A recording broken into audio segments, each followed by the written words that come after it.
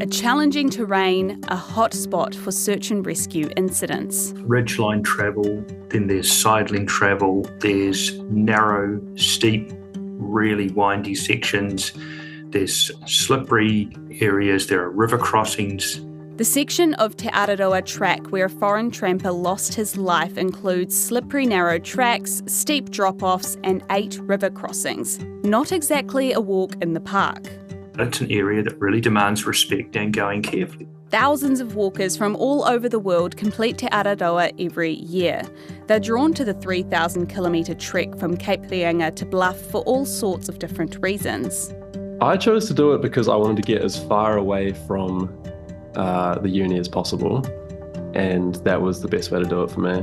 I'm not a very spiritual sort of a person, but it just feels natural to be out in this environment. You know, it feels good for the human body. Yeah, good for the soul. It's so cliche, but you do get to know yourself. When I started, I always told myself I just do it because I like hiking, and sort of the challenge appealed to me, and I always wanted to do something crazy like that, get out of the normal 9-to-5 life and just do something else for a while. The track winds its way up, over, around and through terrain including beaches, roads, muddy bush and barely marked pathways, bringing hikers up close and personal with Aotearoa's best and worst qualities. It's one of those experiences where at any individual point I'm not sure why I'm doing it or if I'm really enjoying what I'm doing, but in retrospect I really enjoy that I do it. I think it's a really cool challenge. But do people know what they're getting into? I hadn't really experienced loneliness like it before, especially through that central part of the South Island. You know, people were sort of splintering off into bubbles, and you could find yourself between bubbles of people quite easily. Well, I thought going into it that you're going to have all this time and you're going to be able to figure out all those big questions, get all the answers. But of course you don't. You're just so busy day to day living and surviving on the trail. Kia ora, I'm Davina Zimmer, and today on The Detail, the coroner's report into the death of tramper Petra Cech has raised alarm over a couple of trends that concern outdoor experts. Trends which endorse a dangerous and, in this case, fatal way to take on the trail. But there are definitely some people who go in a bit half-cocked. Cutting your toothbrush in half to save a few grams through to just straight up not having any gear. And there are people who just wing it. I met a Kiwi girl from Hawke's Bay who did the entire South Island in Crocs, and apparently there were 3 other people who did that last year as well. You try to go faster, longer, you push through conditions where you might have just held up or waited before. So are the risks and dangers around doing this mammoth tramp marketed widely enough? Ultimately, in this case, the coroner found that the information publicly available about the Te Araroa Trail and the information out there from the Mountain Safety Council already point out the dangerous nature of these sections and includes suggestions for trampers. And so she didn't make any further recommendations in this case. Samantha G is RNZ's Nelson-based regional journalist and covered the inquest into the death, which happened in May last year. She says there is a lot of information out there for trampers, including detailed videos that look at the particularly challenging sections of the track. And they will highlight areas where trampers should stop and take stock of what the conditions are like and whether they should push on, what they can expect, the kind of gear that they need to carry. And I know that the Mountain Safety Council has done one of these videos for the Alpine route along the Mount Richmond Forest Park. That's the section of Te Araroa Trail where Petra Cech was walking when he went missing. He was trying to complete the trail in quite a short period of time.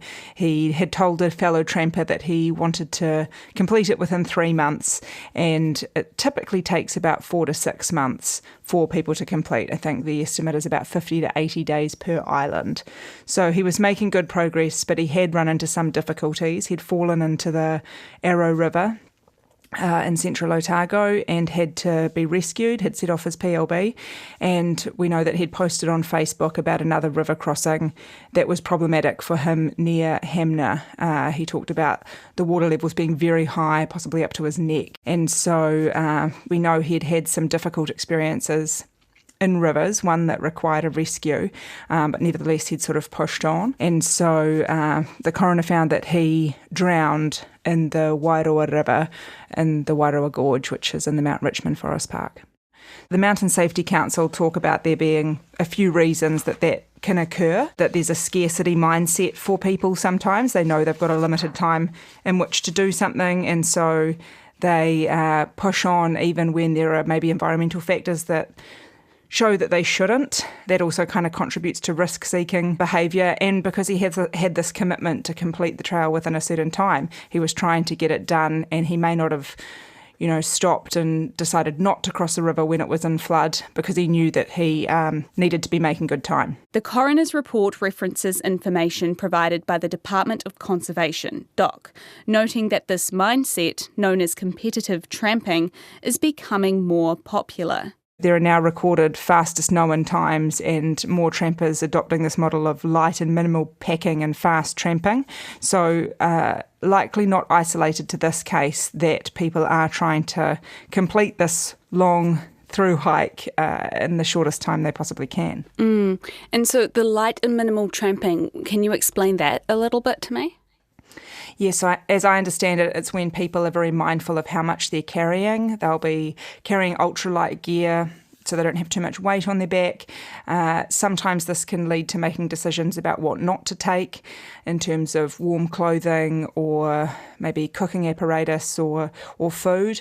And so if the weather is fine, then they might be okay. But if the weather is inclement and they need extra food because they have to wait the weather out, or they get cold and they can't get warm, then they may not have the stuff they need if they've chosen to go, really ultralight and they're not carrying a bunch of extra gear. And this style of tramping is dangerous, according to Andy Roberts, who is DOC's manager for visitor safety. The idea of speed tramping is that you want to go from point A to point B, and you want to maybe beat the best time that you did it in before, or you want to beat the time that's been posted online somewhere, or that you've heard from someone else. And so you try to go faster, longer. You push through conditions where you might have just holed up or waited before. And allied to that is going light. Just having a pair of really light hiking boots, running shoes, lightweight gear. You don't have those multiple layers. And the New Zealand environment is it's gnarly. It's unforgiving. And so going light and going fast when you're looking to cover the length of New Zealand is a really tricky thing to go and try and achieve. So it is removing the safety odds. It's lowering those odds for each person who's pushing it in that way if they're not very careful about it. And a lot of the people coming here to do Te Araroa increasingly now are from overseas. Is it that they just don't know what they're getting into? We do have a very distinctive terrain and climate. So our mountains are quite steep and we have really quite high rainfall and we have weather that's highly, highly changeable compared with, say, some of the continental areas, Europe and the States, parts of Asia where people might have come from.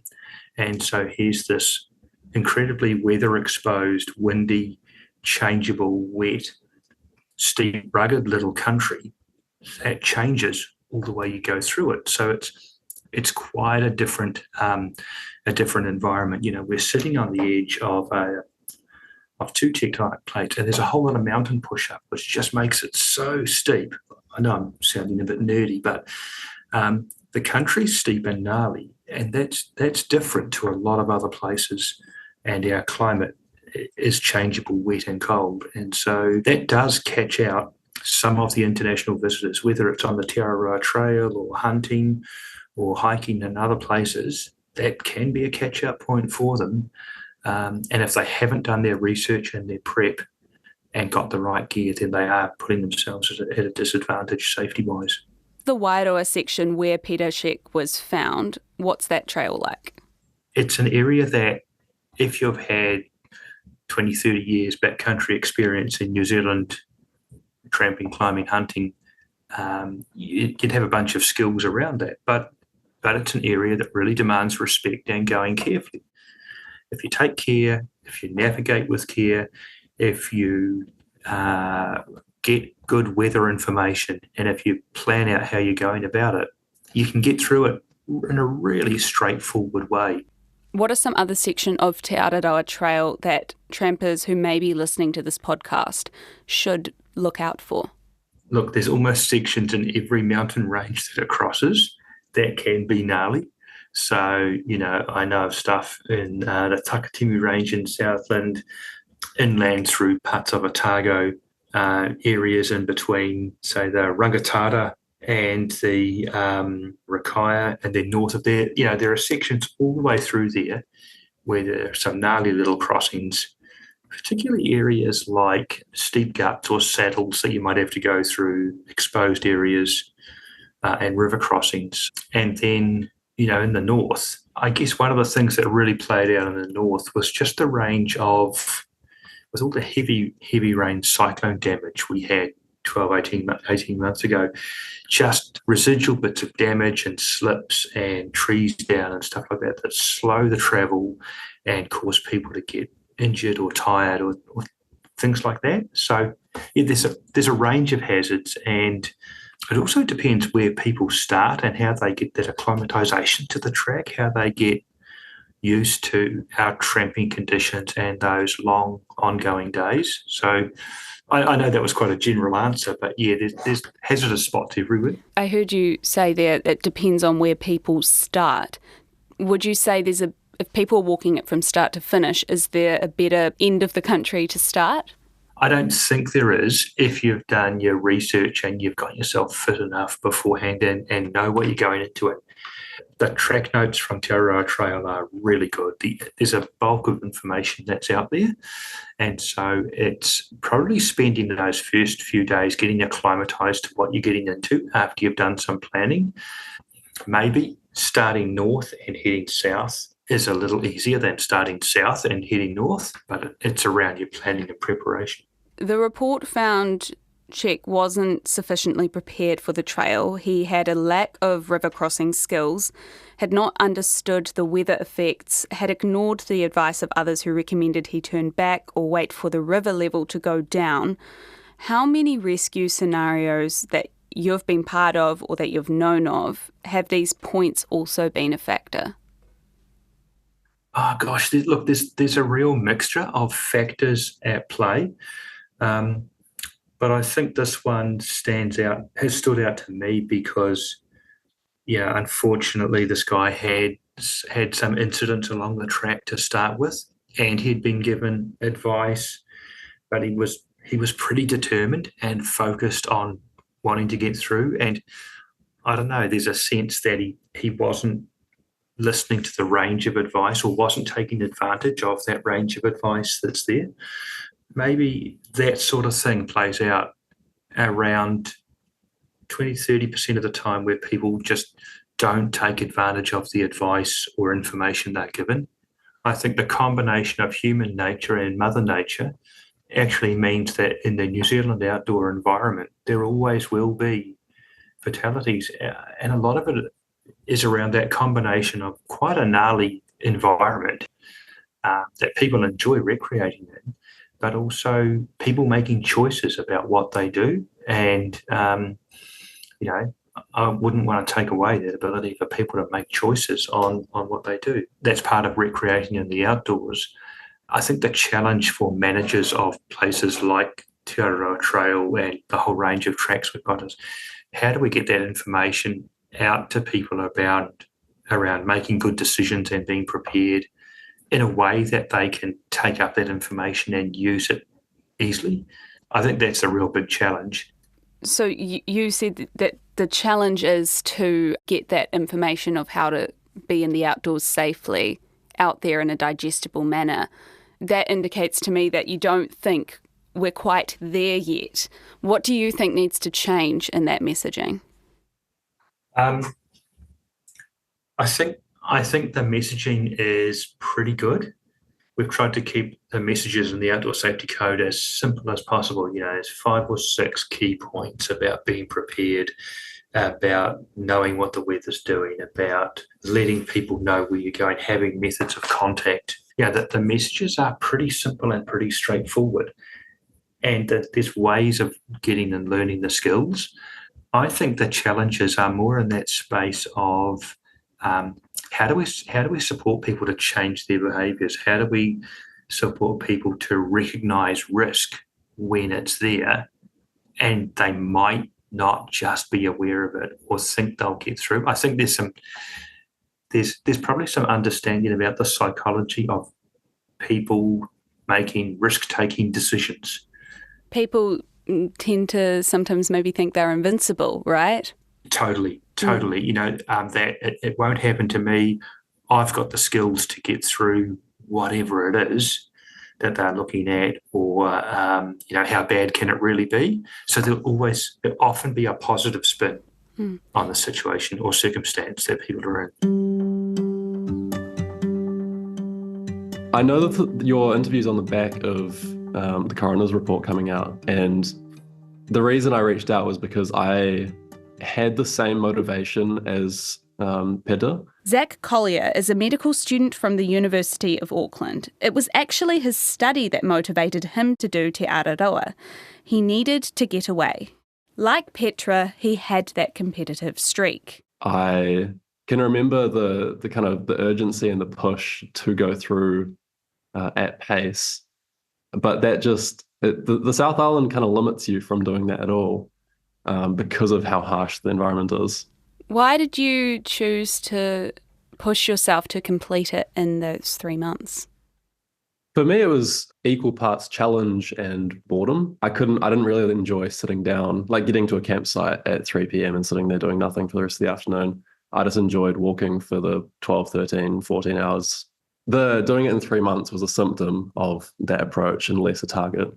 There is this competitive trend of doing the Te Araroa Trail quicker than what other people have done. That wasn't what spurred you on to complete it that quickly?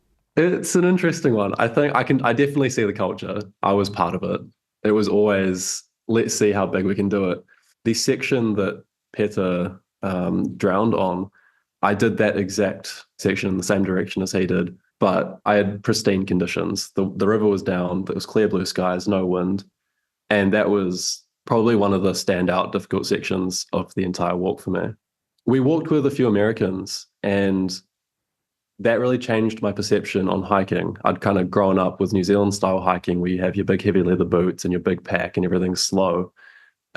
Whereas when I was walking with these Americans, they had their ultralight packs, they had minimal gear, and they were quite comfortable walking, 35, 40 kilometers a day because that's how their long distance hikes work over in the States. That approach may work in the States. Here, not so much. New Zealand is known for its unpredictable weather patterns, and outdoor experts warn minimal packing, also known as ultralight tramping, leaves hikers unprepared and vulnerable. I didn't come across people who had experienced being caught out, but I definitely saw the potential for it. The idea of ultralight hiking kind of ranges from cutting your toothbrush in half to save a few grams through to just straight up not having any gear. I never encountered it with food. Everyone was very well stocked with food, but it was often wet weather gear, which in New Zealand's a real problem because it can go torrential really quickly. While coroner Heather McKenzie ruled that she couldn't be certain it was time pressure which led Czech to press on in bad weather and fall into the Wairoa River, it is a possible scenario. Zach hasn't felt that kind of tunnel vision personally, but definitely sees how easily it can happen. I know people who've definitely done stupid things because of their drive to just get through it. A good example is beyond the section that Peter drowned in is the Rangitata and the Rakaia rivers in from Christchurch. And those are brilliant braided rivers, but they span about 5 kilometers. During that time that you're walking, the mountain range that forms those braided rivers can get rain and they can flood out almost immediately without any sort of warning. And the Te Araroa Trust has advised that everyone does a very annoying and long detour around them. But a lot of people are ignoring that and just walking through it anyway because it is long and annoying. And even when I went down on a clear blue day, it was just dangerous, but people are still pushing through. But common sense, it's a bit hit and miss in that crowd. You didn't find your drive to complete it in a certain period of time put you in harm's way, but you could easily see how it would put someone else in harm's way. Absolutely. Yeah. And I saw that firsthand, like talking to people as they got to huts, hearing what they'd done, and I kind of thought, God, you muppet. Did you feel prepared? Was it what you expected? In terms of difficulty, I felt prepared. The actual trail itself is incredibly well laid out. The Te Araroa Trust have done a fantastic job. The only place I really actually felt like I was going to get into trouble was the Richmond Ranges, where Peter died. The Mountain Safety Council has issued 5 recommendations following Czech's death and hopes that anyone embarking on a backcountry adventure can learn from this tragic incident. All have been endorsed by the coroner. Samantha G runs through those with us. Solo tramping in the backcountry isn't recommended unless you have sufficient experience, well-developed skills and strong knowledge of New Zealand's kind of conditions and terrain.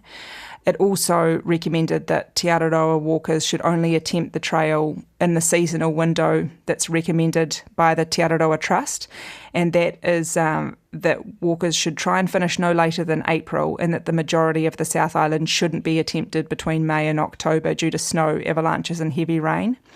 They also recommended that trampers need to be aware that advanced tracks involve walking on unformed, steep and rough terrain with unbridged stream and river crossings. Another recommendation was that trampers are experienced in assessing whether a river is safe to cross and the skills that they need to do so safely. They say that's necessary for anyone attempting the Te Araroa, as well as anyone tramping on tracks that have stream or river crossings. And I guess further to that, their final recommendation was that trampers, need to be aware of the signs of an unsafe river, which includes water moving faster than walking pace, discoloured, cloudy or surging water, visible debris like tree branches in the river, or the sound of rolling boulders on the riverbed. And obviously, river crossing shouldn't be attempted if any of those signs are noticed. Go out and enjoy it, but absolutely get prepared. Research it, understand it, know that there are going to be some wet, cold, miserable days where you're going to push through, but it's actually about being prepared.